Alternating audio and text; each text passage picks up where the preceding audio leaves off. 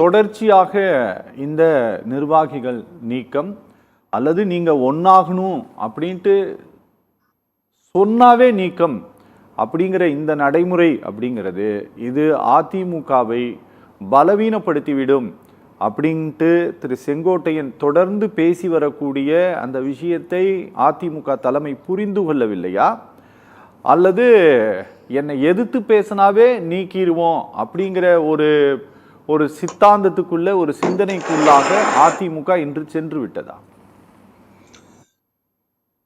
கண்டிப்பா தான் சார். அதாவது அவரை எதிர்த்து யாருக்கு என்ன கேள்வி கேட்டாலும் அவங்க துரோகி ஆயிடுவாங்க, அவர் நல்லவர் ஆயிடுவார்.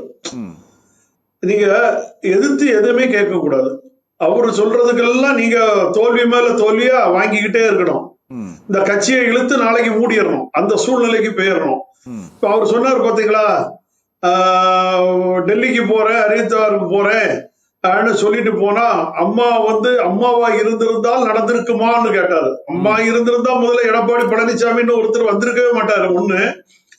அப்படியா எடப்பாடி பழனிசாமி 2024லயும் பாஜக கூட உறவு கிடையாது, 26லயும் கிடையாது, 29லயும் கிடையாதுன்னு சொல்லி எல்லாம் பேசினார. அந்த பழனிசாமி எதுக்காக 4 கார் மாறி மறைமுகமா அதிமுக அலுவலகத்துல இருக்க கட்டணை பார்க்க போறேன்னு சொல்லி போனார? அது மட்டும் நியாயமா?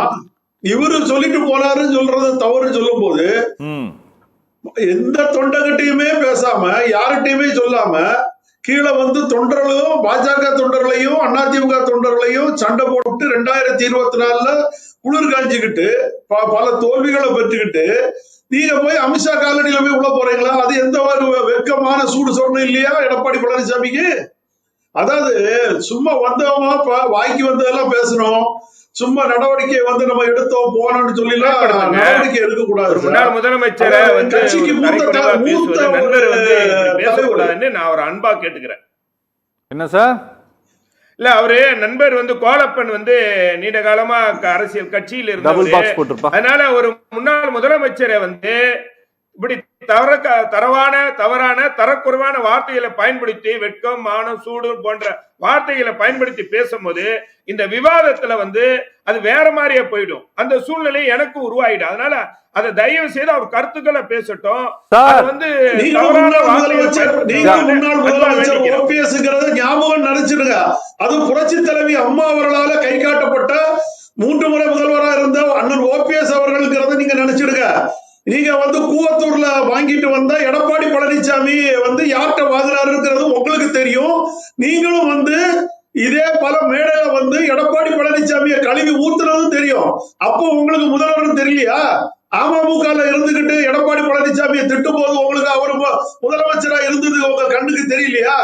சும்மா அதாவது நேர காலத்துக்கு தகுந்தாலும் நம்ம பாத்திக்கிடணும் பேசிக்கிடணும்னு சொல்லிட்டு இருந்தா விவாதங்கள் பண்ணும் போது அது நடந்துதான் ஆகணும். அரசியல் சார் அரசியல் அன்றாடம் செய்வதுதான் சார். நீங்க பழையத பேசி என்ன பிரயோஜனம்? நீங்க இல்லாத மனிதர்கள் உங்களுக்கு என்ன வேணா செஞ்சிருக்கலாம் சார், என்ன யூஸ்? அதனால நான் என்ன சொல்றேன், எடப்பாடி பழனிசாமி சொந்த அண்ணன் தம்பி காலில் விழமாட்டாராம். ஆனா பாஜக இருக்கிற அமித்ஷா காலில் போய் விழுவேன், அங்க இருக்கிற நயினார் நாயந்திரட்ட போய் நிப்பேன், இப்படி வேணா சொல்றாருன்னா அப்ப என்ன முறையில நீங்க ஏத்துற முடியும்? நீங்க கூட இருக்கிற அண்ணன் தம்பி உடன்பிறப்பா இருந்து இந்த இயக்கத்தை வழி நடத்தி சென்ற உழைச்ச ஜெயிலுக்கு போனவங்க எவ்வளவோ பாடுபட்ட எல்லாம் அதிமுக தொண்டர்கள் தானே. அவங்கள்ட்ட நீங்க நடந்ததை மறந்துகிட்டு நம்ம மறப்போம் மன்னிப்போம் புரட்சி தலைவர் எம்ஜிஆர் போல புரட்சி தலைவி அம்மா போல செயல்பட்டா நாங்க வரவேற்க தயார், நாங்க மரியாதை கொடுக்க தயார். அந்த மரியாதையை இழக்கிறது யாரு? யாரால இழக்கிறாரு? அவரு ஒரு குடிவா நீ கேட்டியா நீ துரோகி, நீ கேட்டியா நீ துரோகி. இப்ப இன்னைக்கு செங்கோட்டையன் துரோகி ஆயிட்டாரு, கருப்பாடு ஆயிட்டாரு, வெள்ளாடு ஆயிட்டாரு. நாளைக்கு இன்னும் 2 பேர் வந்தா அவங்களையும் தானே சொல்லுவாரு. அப்ப நீங்க இப்படியே சொல்லி கலைகளை புடுங்குறேன்னு சொல்லி நீங்க பயிர்களை எல்லாம் பிடிக்கிட்டு இருக்கீங்க. அதிமுகவோட ஒரிஜினல் வித்துல உழைஞ்ச பயிர்களை நீங்க புடிக்கிட்டு இருக்கீங்க. அப்ப எப்படி இருக்கும் நீங்க யோசிச்சு பாருங்க. சார் இப்போ இவர்களை நீக்கம் செய்ததால் சொல்ற ஓபிஎஸ் நீக்கம் செஞ்சதாலேயோ அல்லது இப்ப செங்கோட்டையனை நீக்கி இருப்பதாலேயோ சத்யபாமாவை நீக்கி இருப்பதாலேயோ என்ன பெரிய சேதம் ஏடிஎம்கேக்கு வந்துடும் சார்? சார் என்ன சார் நீங்க இவ்வளவு தூரம் சொல்றீங்க? என்ன வந்துரும் கேக்குறேன் சார், நானே வந்துரும் சொல்லுமா? நானே சேதம் வந்துரும் சொல்லணும்னு எதிர்பார்க்கிறீங்களா? அது எப்படி நான் சொல்ல முடியும் சார்? நீங்க சொல்ல மாட்டீங்கன்னா அப்புறம் எப்படி நீங்க அதிமுக அழியிட்டு நினைக்கிறீங்களா? ஒரு மாபெரும் இயக்கம் இப்ப நான் சொன்னா நீங்க சண்டை போடுறத நிறுத்திடுவீங்களா? ஆசிரியர் பொறுப்பு சார், நீங்க ஒரு பொறுப்பாசிரியர் சார். சரிங்க, நான் சொன்னா சண்டை போடுறத நிறுத்தி ஒட்டு சேர்ந்துருவீங்களா? தமாஷ் பண்றீங்களா சார் நீங்க? சார், நீங்க பத்திரிகையில பல பல ரகசியங்களை நீங்க அலசி ஆராயிற ஆளு.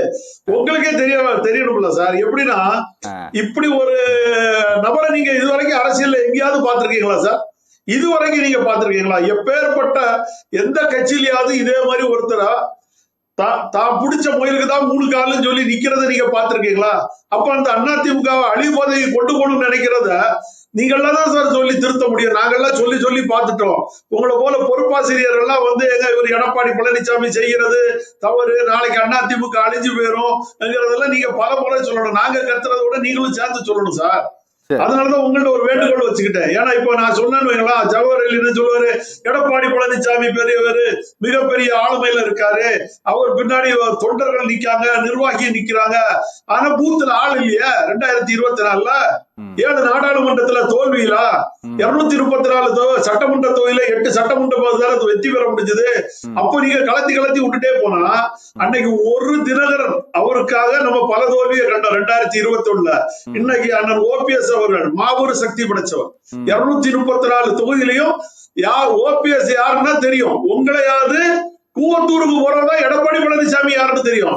புரட்சி தலைவி அம்மா காலத்திலேயே ஓபிஎஸ் யாருங்கிறது பட்டி தொட்டி கிராமம் எல்லாம் தெரியும்.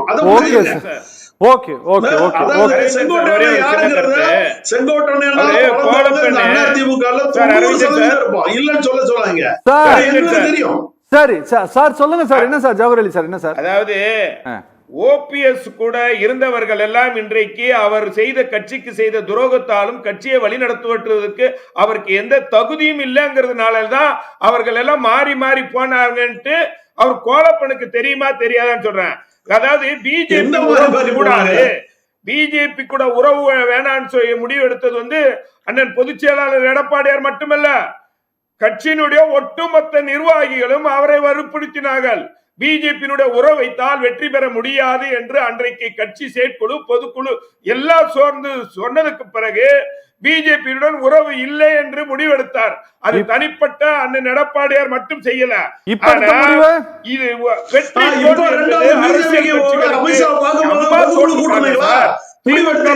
டெபாசிட் போயிருக்கு சார். ஆட்சிக்கு வந்திருக்கும் சார். பேசலாம் சார், பேசலாம் பேசலாம் சார், பேசலாம் சார், பேசலாம் சார், பேசலாம் பேசலாம்.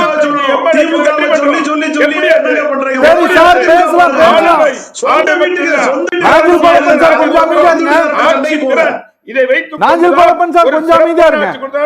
இல்ல சார், சார் கொஞ்சம் அமைதியா இருங்க. நீங்க போற சொல்லணும்.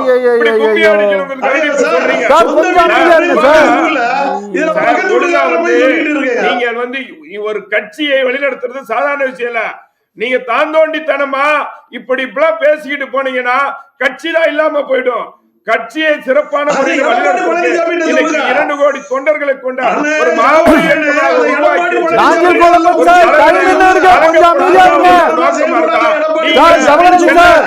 போயிடுவீங்க எல்லாருமே. நாஞ்சில் கோலப்பன் சார் கொஞ்சம் அமைதியா இருங்க.